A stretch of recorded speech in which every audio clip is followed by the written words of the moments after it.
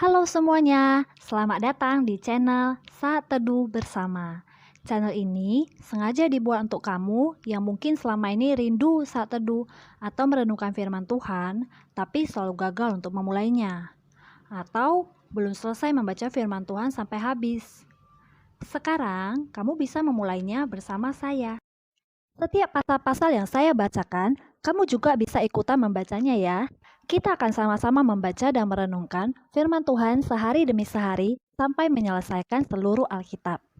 Tidak lupa juga, saya ingatkan, jika kamu ingin saat teduh bersama setiap harinya, kamu bisa tekan tombol subscribe di bawah ini, dan kamu juga bisa sharekan video ini ke teman-teman kamu, supaya mereka diberkati. Mari kita mulai saat teduh bersama dengan memperkatakan janji iman atau promise of faith sebagai langkah komitmen kita bersama. Kita baca bersama-sama ya. Dimulai dari versi bahasa Inggrisnya. Kamu sudah siap? Kita mulai. I love my Bible. I read it every day. I meditate it. I just do it. I finish it and repeat it. Saya cinta Alkitab. Saya membacanya setiap hari. Saya merenungkannya. Saya melakukannya. Saya menyelesaikan dan mengulanginya. Mari kita bersatu di dalam doa. Tuhan Yesus, kami mengucap syukur untuk penyertaan-Mu bagi setiap kami sampai saat ini. Sebentar kami mau membaca firman-Mu, biarlah firman-Mu dapat kami mengerti dan bisa menjadi kekuatan kami menghadapi hidup ini. Di dalam nama Tuhan Yesus, kami sudah berdoa dan mengucap syukur. Haleluya. Amin. Markus pasal 9. Katanya lagi kepada mereka, "Aku berkata kepadamu, sesungguhnya di antara orang yang hadir di sini ada yang tidak akan mati sebelum mereka melihat bahwa kerajaan Allah telah datang dengan kuasa." Yesus dimuliakan di atas gunung. 6 hari kemudian, Yesus membawa Petrus, Yakobus, dan Yohanes dan bersama-sama dengan mereka ia naik ke sebuah gunung yang tinggi. Di situ mereka sendirian saja. Lalu Yesus berubah rupa di depan mata mereka, dan pakaiannya sangat putih berkilat-kilat. Tidak ada seorang pun di dunia ini yang dapat menggelantang pakaian seperti itu. Maka nampaklah kepada mereka Elia bersama dengan Musa, keduanya sedang berbicara dengan Yesus. Kata Petrus kepada Yesus, "Rabi, betapa bahagianya kami berada di tempat ini. Baiklah kami dirikan 3 kemah, satu untuk engkau, satu untuk Musa, dan satu untuk Elia." Ia berkata demikian sebab tidak tahu apa yang harus dikatakannya karena mereka sangat ketakutan. Maka datanglah awan menaungi mereka dan dari dalam awan itu terdengar suara, "Inilah anak yang kukasihi, dengarkanlah dia." Dan sekonyong-konyong waktu mereka memandang sekeliling mereka, mereka tidak melihat seorang pun lagi bersama mereka, kecuali Yesus seorang diri. Pada waktu mereka turun dari gunung itu, Yesus berpesan kepada mereka supaya mereka jangan menceritakan kepada seorang pun apa yang telah mereka lihat itu, sebelum Anak Manusia bangkit dari antara orang mati. Mereka memegang pesan tadi sambil mempersoalkan di antara mereka apa yang dimaksud dengan bangkit dari antara orang mati. Lalu mereka bertanya kepadanya, "Mengapa ahli-ahli Taurat berkata bahwa Elia harus datang dahulu?" Jawab Yesus, "Memang Elia akan datang dahulu dan memulihkan segala sesuatu. Hanya bagaimanakah dengan yang ada tertulis mengenai Anak Manusia, bahwa ia akan banyak menderita dan akan dihinakan? Tetapi aku berkata kepadamu, memang Elia sudah datang dan orang memperlakukan dia menurut kehendak mereka, sesuai dengan yang ada tertulis tentang dia." Yesus mengusir roh dari seorang anak yang bisu. Ketika Yesus, Petrus, Yakobus, dan Yohanes kembali pada murid-murid lain, mereka melihat orang banyak mengerumuni murid-murid itu dan beberapa ahli Taurat sedang mempersoalkan sesuatu dengan mereka. Pada waktu orang banyak itu melihat Yesus, tercenganglah mereka semua dan bergegas menyambut dia. Lalu Yesus bertanya kepada mereka, "Apa yang kamu persoalkan dengan mereka?" Kata seorang dari orang banyak itu, "Guru, anakku ini kubawa kepadamu karena ia kerasukan roh yang membisukan dia. Dan setiap kali roh itu menyerang dia, roh itu membantingkannya ke tanah, lalu mulutnya berbusa, giginya berketakan, dan tubuhnya menjadi kejang. Aku sudah meminta kepada murid-muridmu supaya mereka mengusir roh itu, tetapi mereka tidak dapat." Maka kata Yesus kepada mereka, "Hai kamu angkatan yang tidak percaya, berapa lama lagi aku harus tinggal di antara kamu? Berapa lama lagi aku harus sabar terhadap kamu? Bawalah anak itu kemari." Lalu mereka membawanya kepadanya. Waktu roh itu melihat Yesus, anak itu segera digoncang-goncangnya, dan anak itu terpelanting ke tanah dan terguling-guling, sedang mulutnya berbusa. Lalu Yesus bertanya kepada ayah anak itu, "Sudah berapa lama ia mengalami ini?" Jawabnya, "Sejak masa kecilnya." Dan seringkali roh itu menyeretnya ke dalam api ataupun ke dalam air untuk membinasakannya. Sebab itu, jika engkau dapat berbuat sesuatu, tolonglah kami dan kasihanilah kami.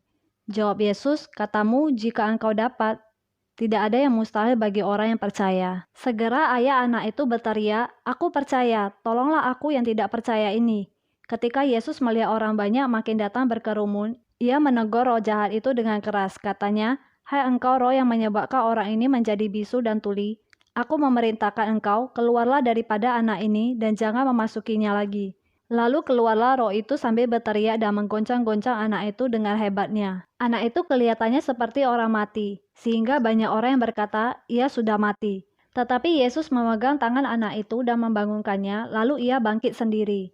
Ketika Yesus sudah di rumah dan murid-muridnya sendirian dengan dia, bertanyalah mereka, mengapa kami tidak dapat mengusir roh itu? Jawabnya kepada mereka, jenis ini tidak dapat diusir kecuali dengan berdoa. Pemberitahuan kedua tentang penderitaan Yesus. Yesus dan murid-muridnya berangkat dari situ dan melewati Galilea.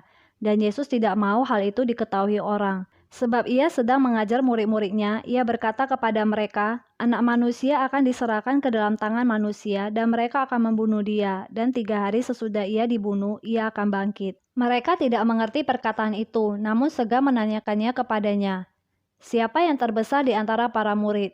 Kemudian tibalah Yesus dan murid-muridnya di Kapernaum.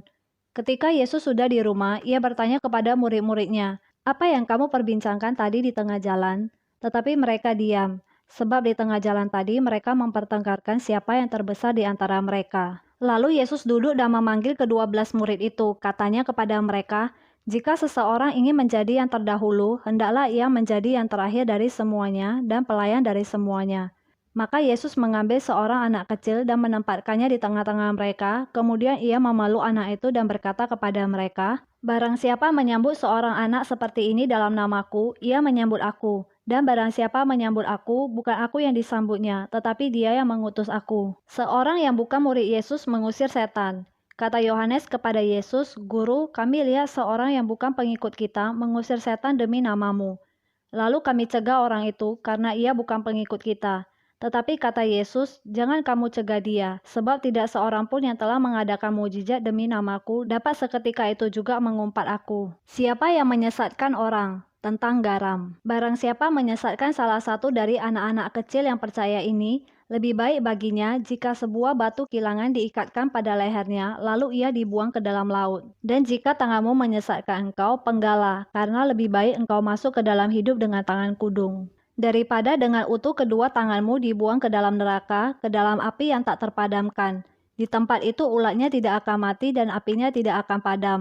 Dan jika kakimu menyesatkan engkau, penggalah, karena lebih baik engkau masuk ke dalam hidup dengan timpang, daripada dengan utuh kedua kakimu dicampakkan ke dalam neraka. Di tempat itu ulatnya tidak akan mati dan apinya tidak akan padam. Dan jika matamu menyesatkan engkau, cungkilah, karena lebih baik engkau masuk ke dalam kerajaan Allah dengan bermata satu, daripada dengan bermata dua dicampakkan ke dalam neraka, di mana ulat-ulat bangkai tidak mati dan api tidak padam. Karena setiap orang akan digarami dengan api. Garam memang baik, tetapi jika garam menjadi hambar, dengan apakah kamu mengasinkannya? Hendaklah kamu selalu mempunyai garam dalam dirimu dan selalu hidup berdamai yang seorang dengan yang lain. Kita sudah selesai membacakan satu pasal hari ini. Hore, selamat untuk kita semua. Sekarang waktunya kita menuliskan apa rema yang kita dapatkan dan juga aplikasi yang bisa kita lakukan dalam kehidupan kita sehari-hari dari perenungan yang kita baca tadi. Rema dan aplikasi yang akan kita tuliskan, saya beri judul Self-Care Check-in. Kenapa demikian? Karena saya mau setelah kita membaca dan merenungkan firman Tuhan, kita secara pribadi dan dalam keadaan sadar, kita menuliskan hasil dari perenungan firman Tuhan yang kita dapatkan di buku atau di dalam catatan pribadi kita masing-masing. Ini bukan sekedar mencatat loh ya. Ingat janji iman kita di awal tadi. Setelah membaca dan merenungkan, kita mau melakukan firman Tuhan. Apa itu rema? Rema itu adalah perkataan Tuhan secara spesifik kepada orang tertentu dengan kebutuhan tertentu. Biasanya mengambil ayat tertentu. Tapi di sini bisa juga kita langsung menuliskan saja rema yang kita dapatkan dengan bahasanya kita sendiri. Dan berikut aplikasi. Apa itu aplikasi? Aplikasi adalah melakukan atau mempraktekkan sesuatu yang kita mengerti. Jadi di sini, sesuatu yang mau kita lakukan, cukup tuliskan satu saja. Kalau bisa sejelas atau sedetail mungkin, apa yang mau kita lakukan atau kita ubah dari rema yang kita dapat. Rema yang saya dapatkan dari Markus pasal 9 ada di ayat ke-24. Hari-hari ini saya lagi dalam satu pergumulan dan belum melihat titik terang. Hari ini saya dikuatkan kembali bahwa Tuhan akan menanggapi permohonan saya dan kita semua juga, karena Ia memahami dan menaruh belas kasihan kepada kelemahan kita. Bagian saya yang akan saya lakukan sebagai aplikasi adalah mengakui kekurangan iman saya serta berdoa agar Ia memberikan iman yang saya butuhkan. Apa nih rema dan aplikasi yang kamu dapatkan? Rema dan aplikasi dari kamu bisa tuliskan di dalam kolom komentar di bawah ini ya, agar saya dan teman-teman yang lain bisa diberkati. Mari kita akhiri pembacaan firman Tuhan hari ini dengan doa. Mari kita bersatu di dalam doa. Tuhan Yesus, biarlah segala perintah-Mu yang kami lakukan dapat menyenangkan hati-Mu dan memuliakan nama-Mu. Di dalam nama Tuhan Yesus, amin. Terima kasih. Sampai ketemu lagi. God bless.